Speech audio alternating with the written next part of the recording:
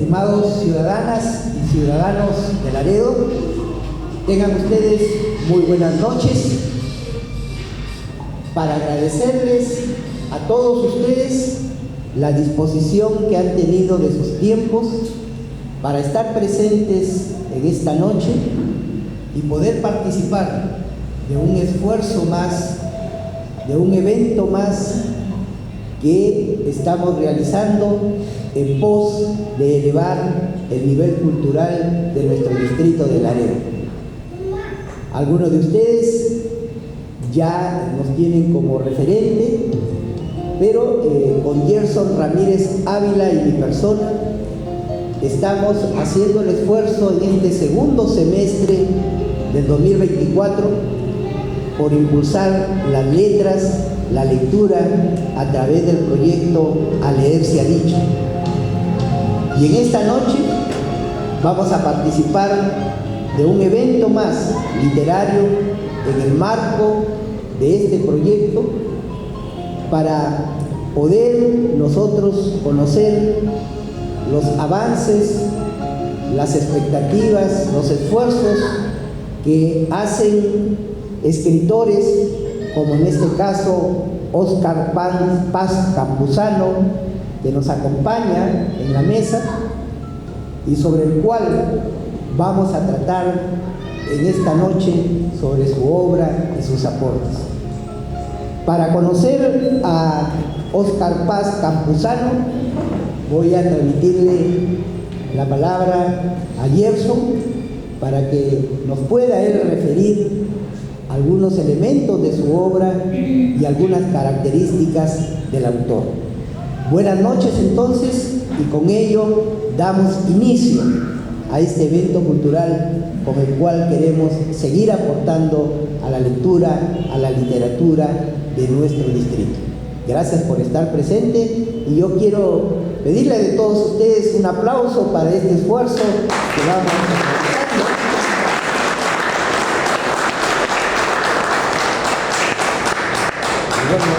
Y a Gerson Ramírez Ávila, que con él estamos pues aunando todas estas posibilidades, recursos y esfuerzos y tiempos para poder sacar adelante a nuestro Laredo en el aspecto literario y cultural.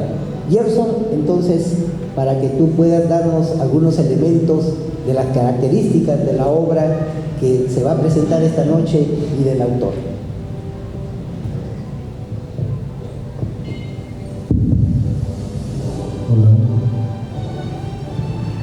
Quiero agradecer la presencia de todos ustedes porque esto significa de alguna manera un hecho muy puntual, que el Laredo todavía es un pueblo con esperanza, es un pueblo que no se deja avasallar por las circunstancias difíciles y se reúne alrededor de un libro, como antes lo hacían los antiguos alrededor del fuego.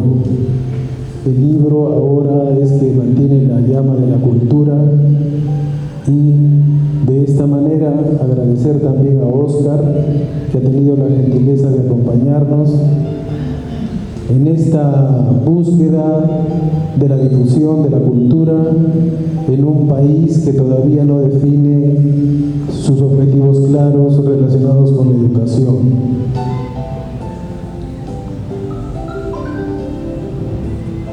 En términos generales, se puede afirmar que la crónica designa una actividad humana que tiene por objeto registrar hechos en un tipo de relato escrito con diversos recursos narrativos.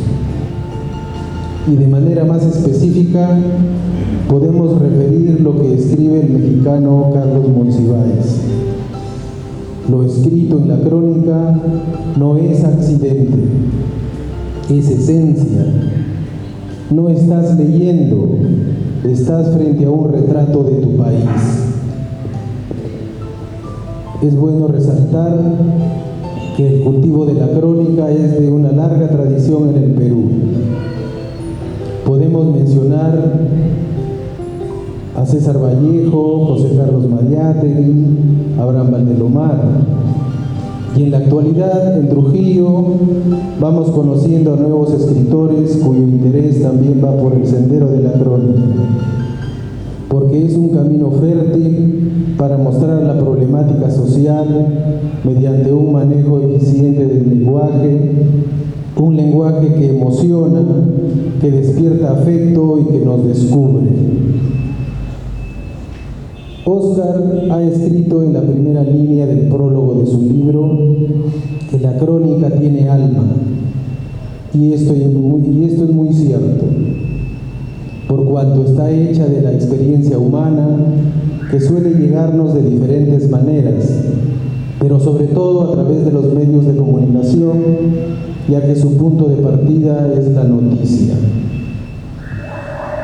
Nosotros vamos al puesto de periódicos y, como es obvio, quisiéramos encontrar en primera plana noticias alentadoras, y más bien nos encontramos con la danza indetenible de la violencia, la corrupción, los desatinos de la política, las tropelías de las autoridades, y así la idea de la fatalidad muchas veces nos pisa los talones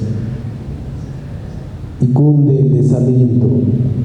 Entonces aparece el cronista, que es un agudo observador de la realidad, un testigo de su tiempo, retoma esos retazos de vida y rescata del olvido, perenniza esa experiencia vital para descubrirnos la compleja sociedad de la que formamos parte, con sus desmanes, sus desalientos y a veces su realismo mágico.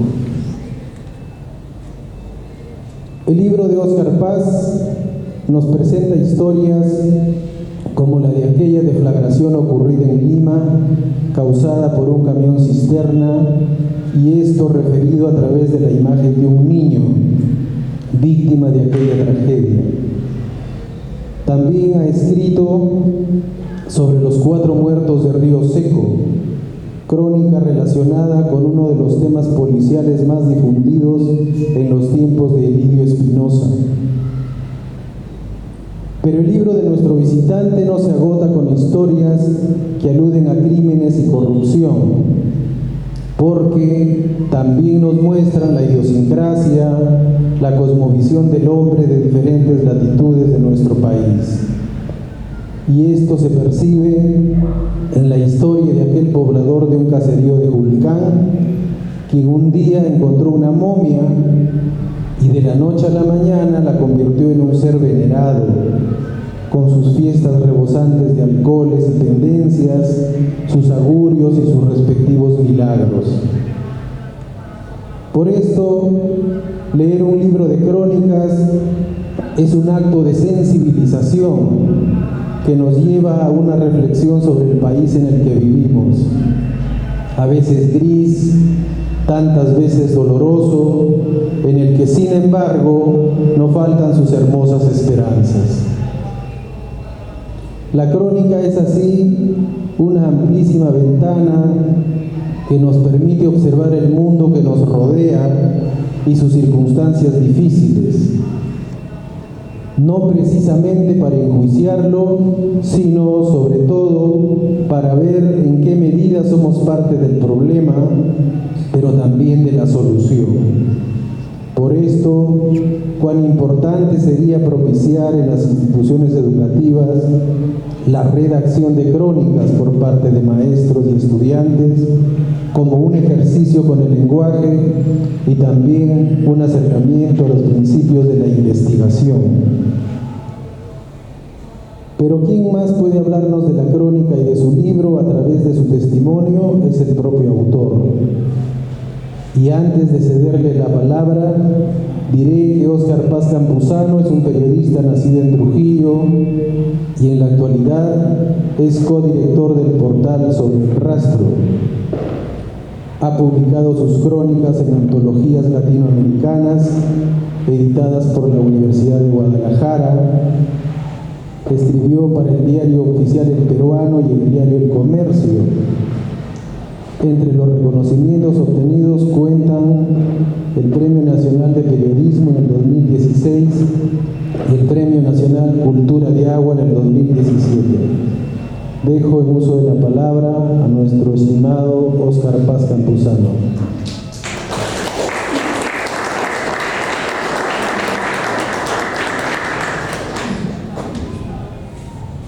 Muy buenas noches con todas las personas que se han dado cita esta noche aquí en el Salón Consistorial de la Municipalidad de Laredo.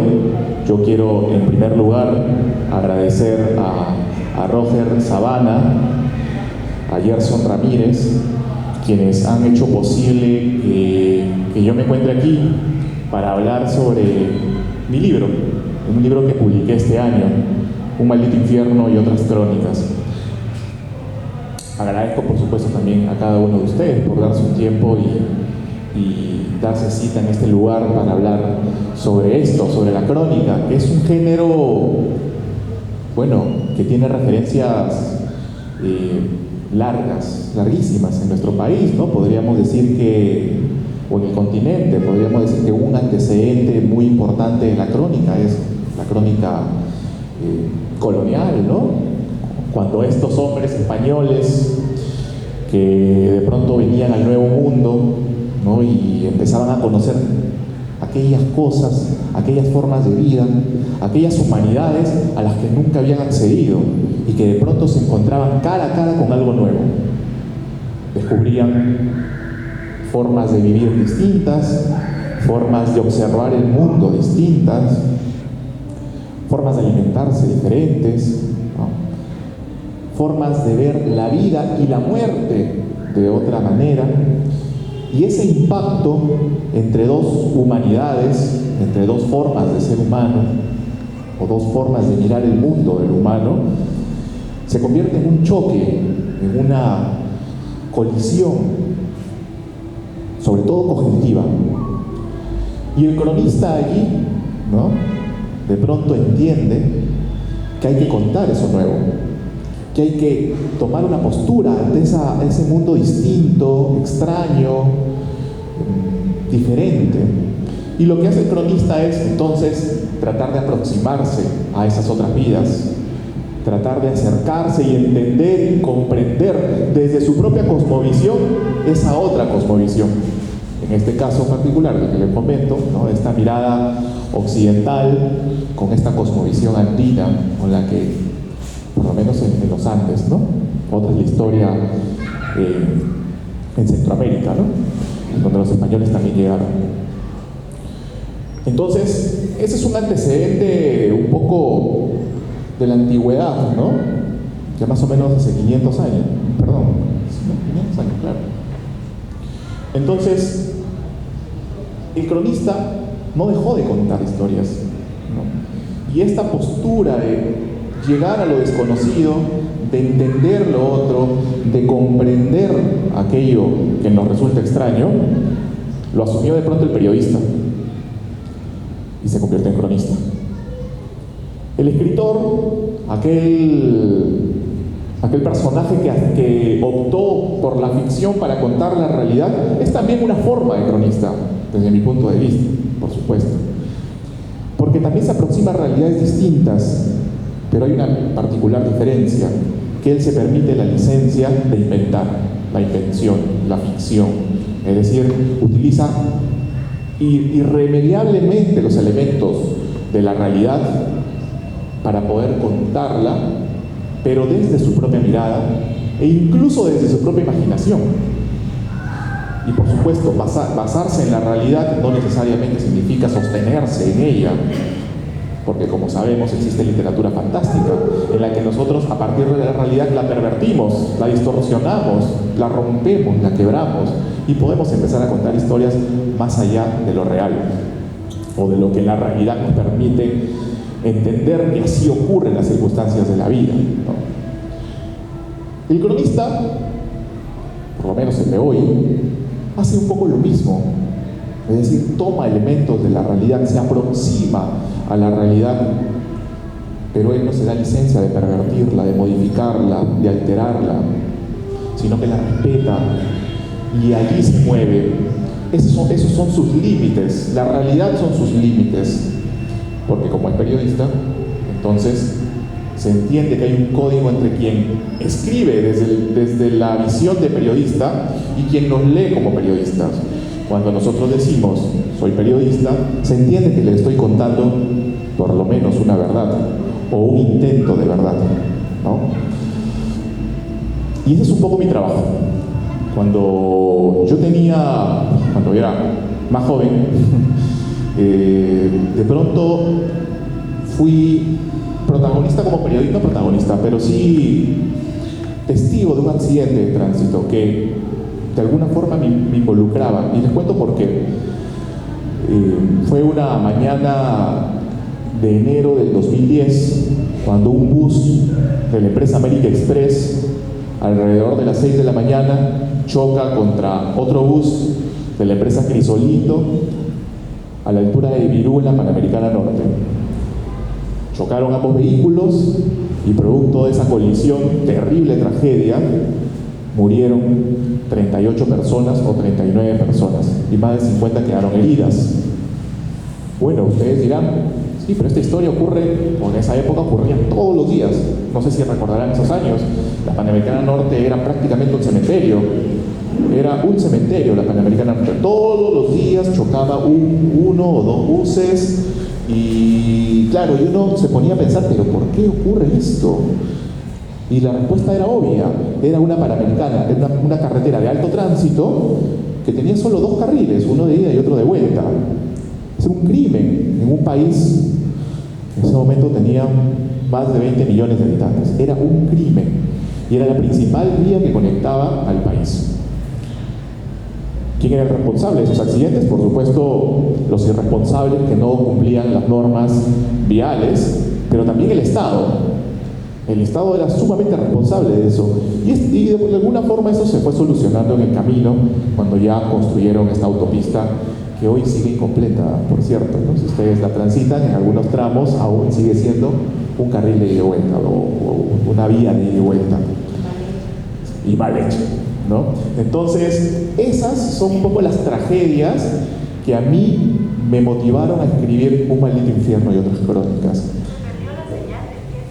Se perdió la señal del GPS. Fue lo que utilicé, perdón, para apagar esto.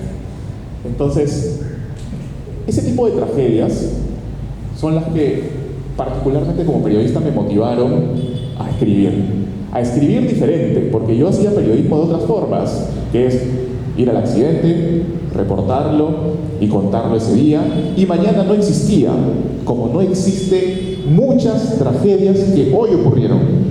Mañana no existen. Mañana en el periódico salen y pasado mañana ya no. De repente sale una vez más en la semana y esta vez vamos al velorio y contamos la tragedia de esa persona y de su familia y nos preguntamos si quién es culpable y el día siguiente ocurrirá otra tragedia y nos volvemos a olvidar y así va pasando esta vida vergonzosa, ¿no? Esta vida indignante. Entonces, el cronista lucha contra eso. Lucha contra el olvido, lucha contra la indolencia. El cronista se indigna y habla y cuenta y relata desde la indignación. Yo no soy un colérico, pero cuando escribo trato de serlo. Creo que el cronista tiene que partir desde las entrañas. El cronista tiene que escribir visceralmente. El cronista no puede escribir como lo hace un periodista de gabinete que tiene que contar una historia de esta manera. 38 personas fallecieron ayer en un accidente de tránsito ocurrido a la altura del kilómetro 544 de la carretera Panamericana Norte. 50 personas resultaron heridas. 2 víctimas fueron identificadas como. Cambiamos nombres nada más y agregamos alguna declaración más. Y listo, es la misma historia de siempre. El cronista no hace eso. El cronista no puede contar 2 veces una misma historia. Un accidente de tránsito es completamente distinto al accidente de tránsito que ocurrirá mañana y pasado mañana. Son historias absolutamente distintas. El cronista tiene que marcar esa diferencia, tiene que hacer sentir su voz, tiene que hacer sentir que las historias son diferentes, que las tragedias son individuales, son particulares. Y esa es la magia del cronista. Hacer sentir que eso desconocido que le ocurre al otro, es realmente diferente. ¿Cómo hacemos eso? Bueno, cada cronista sabrá cómo lo hace. Pero particularmente yo lo que postulo es que la crónica es esencialmente emoción. Y así lo planteo en el prólogo de mi libro, emoción. Lamentablemente durante muchos años la crónica fue un género, y seguramente no me dejará mentir Gerson y Roger, la crónica fue un género, digamos, en el momento, en la contemporaneidad, un género al que accedían solo aquellas personas que estaban vinculadas a la crónica, es decir, nos leían los cronistas, nos leían los periodistas, y la gente, digamos, que de pronto se aproximaban a los libros, pues la crónica era un género que no disfrutaban mucho, o que no lo conocían tal vez, o que no encontraban quizá disfrute. Pero yo les vengo a transmitir otra idea. La crónica, como la literatura, es un postrecito, es decir, hay que disfrutarla, hay que sentirla, hay que saborearla. Los periódicos no se disfrutan, los periódicos no se saborean, los periódicos sirven para leerlos, y cuando digo periódicos hablo de la prensa en general, en la que yo he trabajado y en la que sigo trabajando, ¿no? Pero los periódicos no se saborean, los periódicos sirven para leerlos, para enterarse y al día siguiente volver pescado, ¿no? Recuerdo con claridad cuando yo trabajaba en el comercio, decíamos a modo de broma: apura, cierra tu nota que mañana tiene que volver pescado. Era muy gracioso. Éramos conscientes de que en eso terminábamos, que nos convertíamos en un papel, como dice Héctor Lavoe, ¿no? De un periódico de ayer, ¿no? Inútil. La crónica lucha contra eso, contra la inutilidad, contra el artefacto inservible, contra el dato que ya no sirve. La crónica puede ser leída en 500 años, como las de Guamán de Ayala, como las de el Inca Garcilaso de la Vega y tantos otros cronistas, ya les decía, de esta época, y que hoy tienen una vigencia increíble, ¿no? Que hoy nos sirven como humanidad para entender lo que pasaba hace 500 años aquí en estos territorios. Y a eso aspira la crónica de hoy también, a convertirse en un elemento que nos muestre lo que ocurre hoy, pero que en el futuro, que en 100, en 200, en 300 años, se siga disfrutando con la magia con la que hoy la podían leer sus lectores contemporáneos. De hecho, quienes leyeron las crónicas de Guamán Ayala o de otros cronistas de la época, la leyeron con otra mirada, ¿verdad? De la que hoy miramos como esta sociedad occidental, pero con sus raíces andinas, ¿no? Entonces, de eso un poco trata la crónica. Y agradezco que hoy estemos aquí dialogando sobre ella, porque la revalora, porque le da el sitio que merece, así como lo tiene la literatura y se la ha ganado a pulso, ¿no? Un maldito infierno y otras crónicas es un libro que tiene varios relatos, como bien lo ha resumido Gerson. Son historias distintas, pero que tienen una conexión. ¿Cuál es esa conexión? Es este maldito infierno en el que vivimos como peruanos. A veces cuando iba a algún medio de comunicación y decía, vivimos en un maldito infierno, y me decían, pero qué falta de esperanza por este Perú, qué pesimista es tu postura como cronista. Y bueno, ¿qué quieres que haga? Vivimos en un país en el que todos los días tenemos violaciones sistemáticas a la norma, y eso produce tragedias enormes. La carretera panamericana, les decía, sigue siendo a veces un cementerio porque sigue teniendo tramos que no tienen doble vía. La primera crónica que cuento en este libro se llama Un maldito infierno, que es la que da nombre a todo el libro. Y es la historia, como decía Gerson, de un niño un niño llamado Jean Francis, que tenía 9 años y que sufre una de las mayores tragedias que vivió Lima hace 4 años. 4 años. La deflagración de Villa El Salvador, ¿la recuerdan? No sé. Este camión cisterna lleno de GLP, de gas licuado de petróleo, que choca contra una calzada, esparce humo, gas blanco como una nube infernal, y de pronto alguien prende su vehículo y de pronto no es una explosión, sino es una deflagración, es decir, todo se prende. Una bola de fuego de pronto se prende en todo un vecindario de Villa El Salvador y desata una tragedia. Bueno, lo que yo hago no es contar esto como contamos todos los días los periodistas y, no sé, 26 personas murieron el último lunes en... No, lo que yo hago es contar la historia de un niño, Jean Francis, uno de los fallecidos. La historia del niño y su abuela. Esta relación de amor que tenían ambos y que se rompe violentamente por eso, por una tragedia. ¿Pero qué genera esa tragedia? La genera la corrupción, la genera la violación sistemática de las normas. ¿Qué más genera esa tragedia? Genera que un grupo de funcionarios públicos de pronto decida ablandar las normas para facilitar, sobre pretexto de la inversión privada, ¿no? Pero que genera finalmente dolor, terribles tragedias, ¿no? Y me gustaría leerles quizá un poquito, ¿no? ¿Cómo empieza esa crónica, tal vez? Y aprovecho también para contar que uno de los peruanos más ilustres de los últimos 200 años, don Manuel González Prada, para mí ha dicho cosas que hoy las leemos y pueden ser absolutamente vigentes, son absolutamente vigentes. Por ejemplo, felizmente el Perú no se reduce a la costra corrompida y corrupta. Lejos de políticos y logreros, de malos y maleadores, dormita una multitud sana y vigorosa, una especie de campo virgen que aguarda la buena labor y la buena semilla. Es un poco de esperanza al libro, porque la verdad es que lo que cuento no tiene...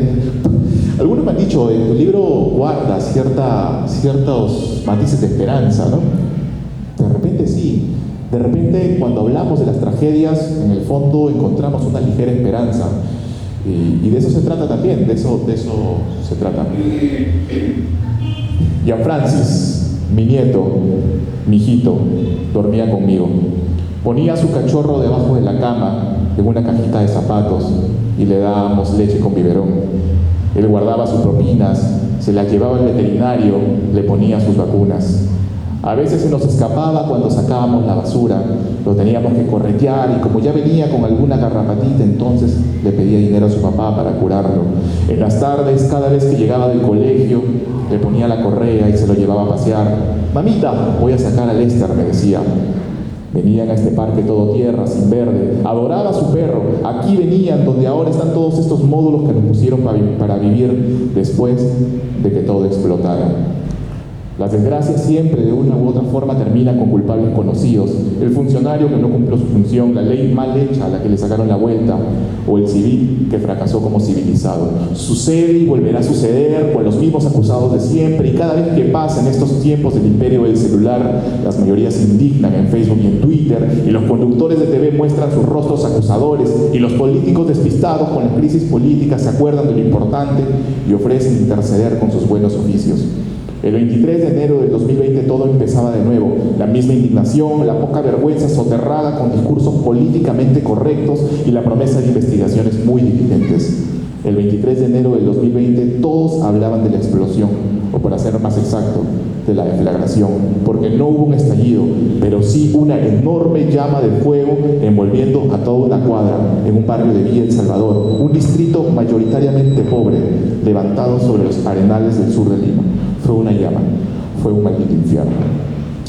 Y bueno, y a partir de ahí, entonces comienzo a desarrollar toda la historia desde Jean Francis, de este niño que el día de la explosión ya había salido de su casa y decide regresar a ella para salvar a su abuela y a su perrito, a Lester.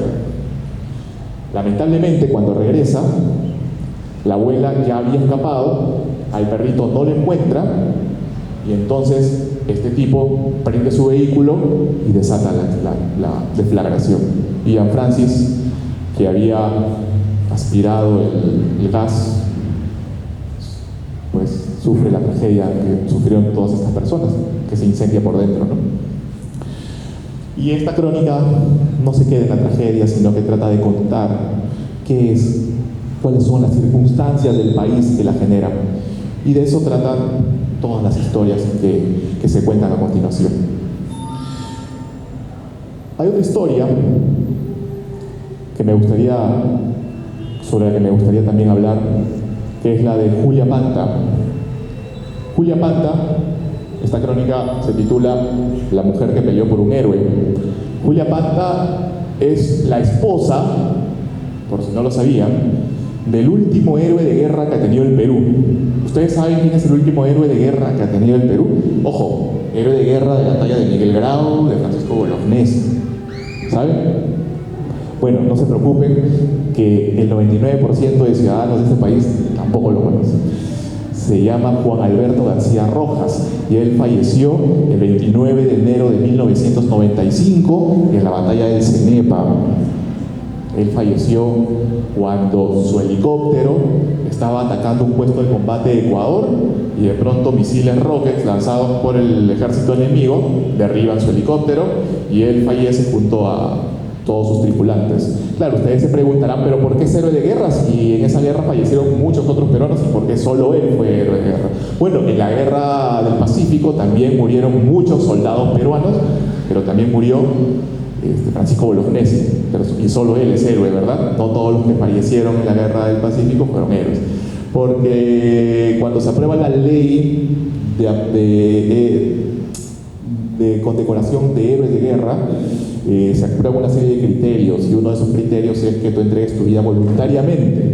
Y Luis Alberto García Rojas le entrega voluntariamente porque él no tenía la responsabilidad de liderar ese ataque, porque, haciendo una metáfora, él iba como una combi en el aire. Él iba con un helicóptero portatropas, un helicóptero antiguo, con unos misiles muy chiquitos, sin sistema antiaéreo, antimisiles, ¿no?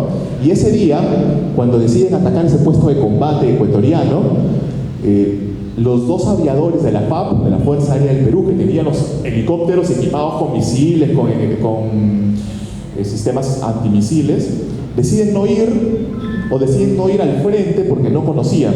Y García Rojas dice: yo los guío.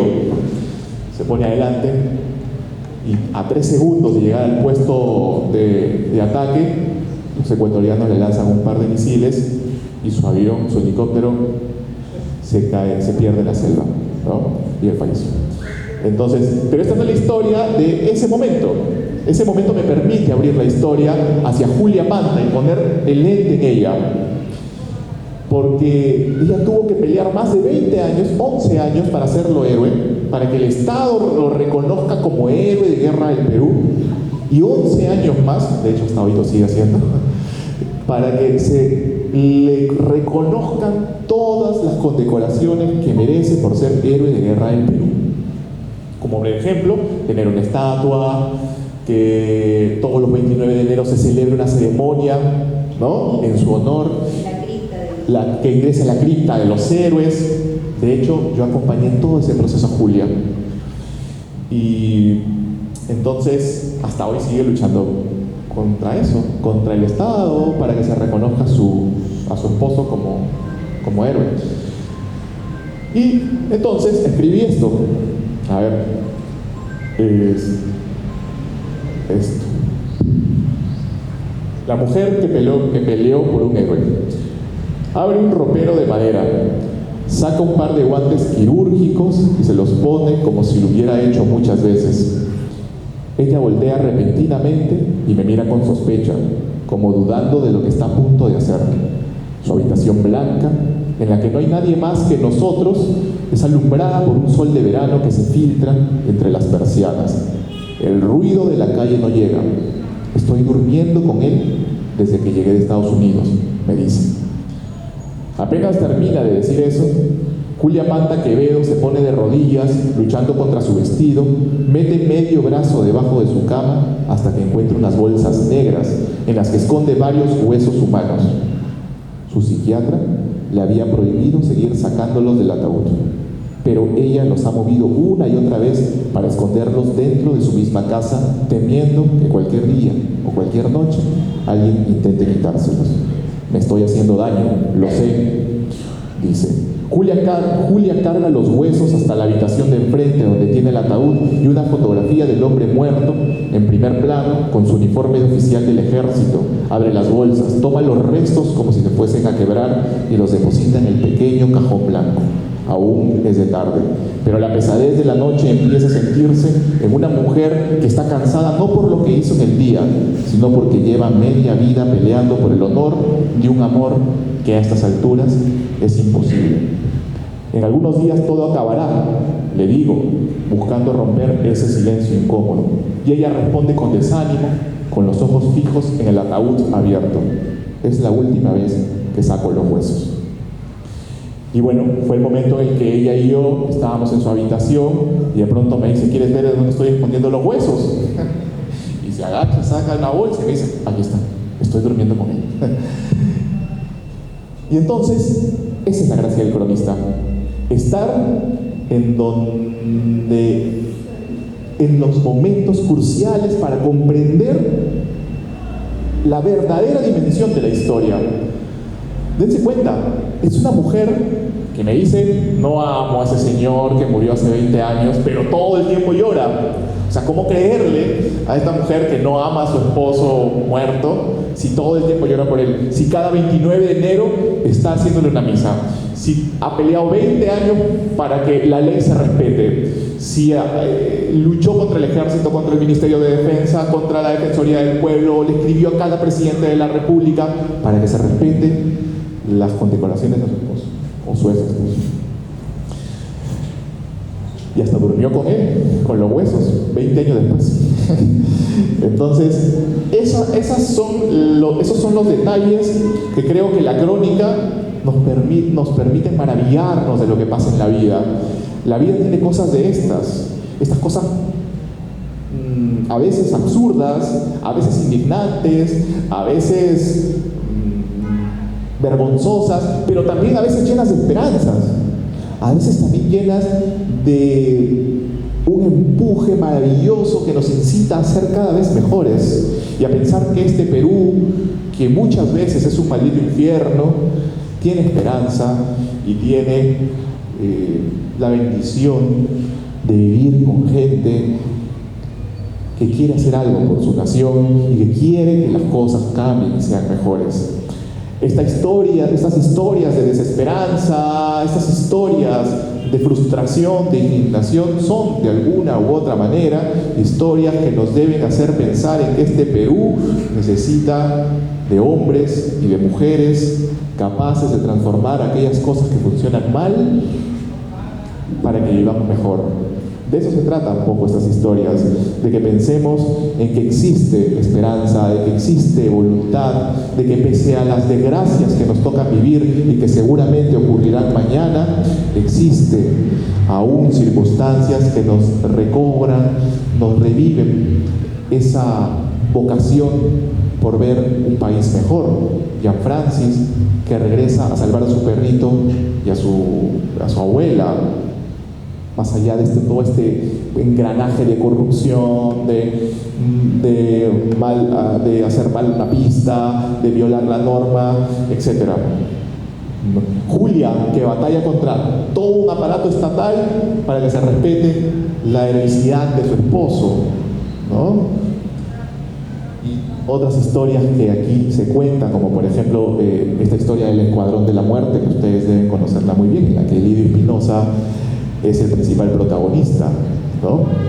O la historia de este señor que descubre una momia, y ya lo contó Gerson, descubre una momia y decide hacer una festividad que hasta hoy se realiza y que nos permite conocer más allá de la posibilidad de una momia milagrosa, que nos permite conocer el abandono de un pueblo que espera un milagro, pero no se da cuenta que el verdadero milagro que necesita es tener agua, es tener electricidad, es tener un baño digno.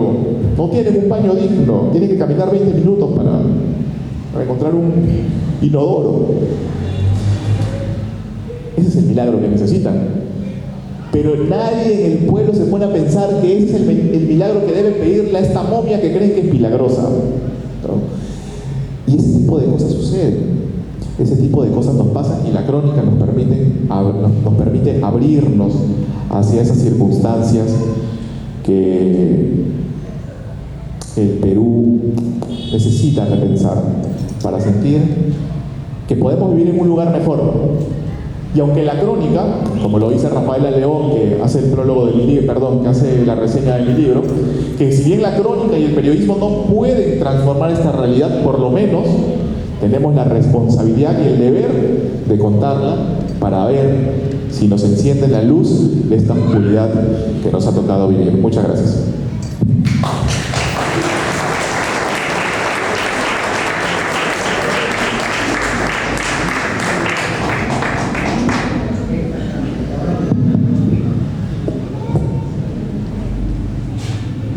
Muchas gracias, Óscar Paz, por la presentación de tu obra y por habernos permitido también recrear y poder incorporar un elemento importante que también con la presentación de Gerson va quedando claro, de que la crónica es un género, podríamos decir, y perdónenme mi interpretación, yo soy economista, no literato, pero en ese sentido, la crónica recoge y parte de un acontecimiento de la realidad y se nutre básicamente de hechos, de acciones, de noticias que han sucedido y sobre la cual se construye literariamente una obra y se registra para la posteridad.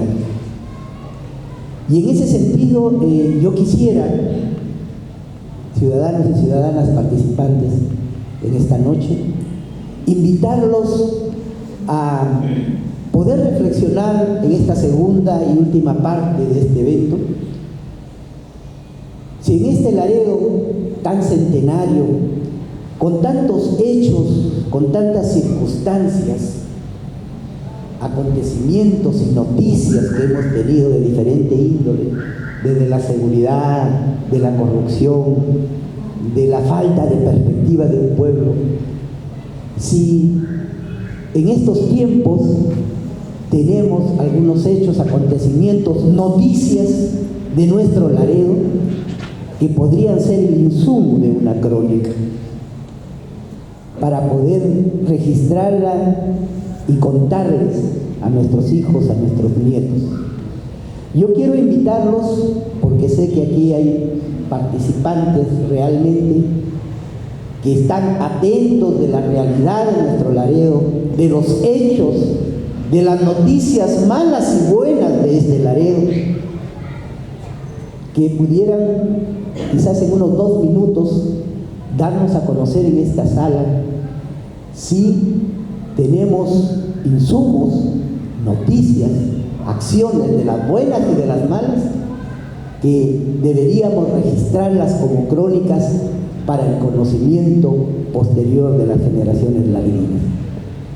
Entonces, les planteo esta pregunta motivadora: ¿qué hechos, qué acciones, acontecimientos de nuestra realidad local aquí en Laredo podríamos tomarla como un insumo para construir una crónica y perennizarla posiblemente en una obra literaria? Y al finalizar de unas 3 o 4 participaciones, quisiéramos invitarte, Óscar, a que pudieras decirnos si esos acontecimientos, noticias y hechos que nos van a decir laredinos y laredinas aquí presentes podrían constituir una crónica dentro del género literario. Estoy seguro que una biblioteca. Seguro que sí. Entonces, si me ayudas, Joel, podrían muy libremente, por favor, Acá hay gente que se nutre mucho del acontecer, de la noticia de nuestro Laredo. ¿Qué noticia, qué acción, qué acontecer de nuestra realidad podríamos nosotros tenerla como insumo para construir una crónica? Por favor.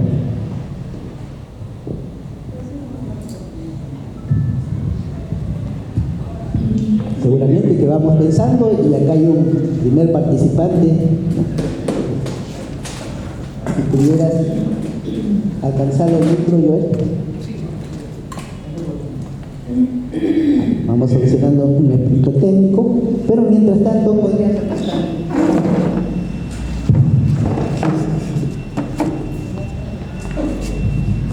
Bueno, señores, buenas noches. Yo creo que algunos de ustedes me conocen. Soy el coronel de retiro, Walter Mejía Sánchez. He trabajado 36 años en el ejército y parte de la historia, la crónica que fue esta obra, yo la conozco, porque soy casi integrante de esa promoción de García Rojas.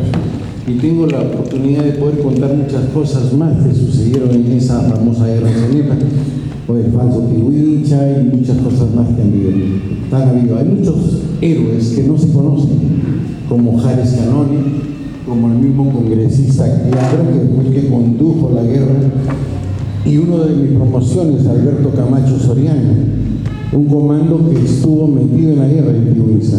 Yo no tuve la oportunidad de estar porque mi especialidad es diferente. Yo soy intendente, no soy infante, ni artillero, ni de caballería. Entonces hay historias que sí se pueden contar y es interesante lo que usted está planteando. Como también podríamos decir que, por ejemplo, mi promoción fue la única que fue Israel. Y nosotros somos héroes de la paz, reconocidos en 1988 con una resolución de Pérez de Cuellar. Entonces hay muchas cosas que se pueden contar de nuestra realidad en las diferentes armas que hemos formado en nuestra patria, y así también como en la Guardia Civil, con el tema del terrorismo en Ayacucho y en otros sitios más. Pero sin embargo, lo que convoca y dice Roger es importante. Yo creo que acá en Laredo estamos viviendo muchos problemas. En primer lugar, la inseguridad. Acabamos de ver, han matado al hijo del Cachi,